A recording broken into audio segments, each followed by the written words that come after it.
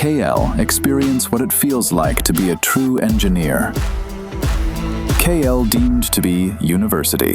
ప్రధానమంత్రి, ముఖ్యమంత్రులు, మంత్రుల వంటి కీలక పదవుల్లో ఉన్నవారు తీవ్ర నేర ఆరోపణలపై అరెస్ట్ అయ్యి వరుసగా 30 రోజులకు మించి జైల్లో ఉంటే వారి పదవులను ఆటోమేటిక్గా రద్దు చేసేందుకు కేంద్రం రాజ్యాంగ సవరణ బిల్లును తెచ్చింది. అయితే దీనిపై అధ్యయనం చేసిన సంయుక్త పార్లమెంటరీ కమిటీ సదరు నేతలను పదవుల నుండి పూర్తిగా తొలగించడం సరికాదని అభిప్రాయపడింది. దానికి బదులుగా వారు జైల్లో ఉన్న కాలానికి వారి పదవుల నుండి కేవలం సస్పెండ్ చేసేలా బిల్లులో మార్పులు చేయాలని సిఫారసు చేసింది.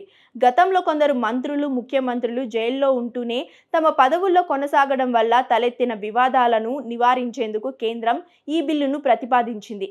కానీ కేవలం రాజకీయ కక్ష సాధింపు చర్యల వల్ల నేతలు తమ పదవులు కోల్పోయే ప్రమాదం ఉండకూడదని జేపీసీ భావించింది. అందుకే 5 ఏళ్లు లేదా అంతకంటే ఎక్కువ శిక్ష పడే అవకాశం ఉన్న అత్యంత తీవ్రమైన క్రిమినల్ నేరాల్లో అరెస్ట్ అయినప్పుడు మాత్రమే ఈ పదవుల సస్పెన్షన్ నిబంధన వర్తించేలా మార్పులు చేయాలని సూచించింది. ఉన్నత పదవుల్లో ఉన్న వారిపై వచ్చిన ఆరోపణలు రుజువు కాకుండానే వారు శాశ్వతంగా పదవులను కోల్పోకుండా చూసేందుకు కమిటీ మరో కీలక సిఫారసు చేసింది. కోర్టులో వారు నిర్దోషులుగా విడుదలై లేదా నిర్దిష్ట గడువులోగా ప్రాసిక్యూషన్ కేసును నిరూపించలేకపోయినా సదరు నేతలపై ఉన్న సస్పెన్షన్ వెంటనే రద్దయి వారు తిరిగి తమ పదవులను చేపట్టేలా నిబంధన చేర్చాలని జేపీసీ స్పష్టం చేసింది. దీనికి తోడు ఈ పదవుల్లో ఉన్న వారిపై వచ్చే కేసులను వేగంగా తేల్చేందుకు ప్రత్యేక ఫాస్ట్ ట్రాక్ కోర్టులను ఏర్పాటు చేయాలని కూడా సిఫారసు చేసింది.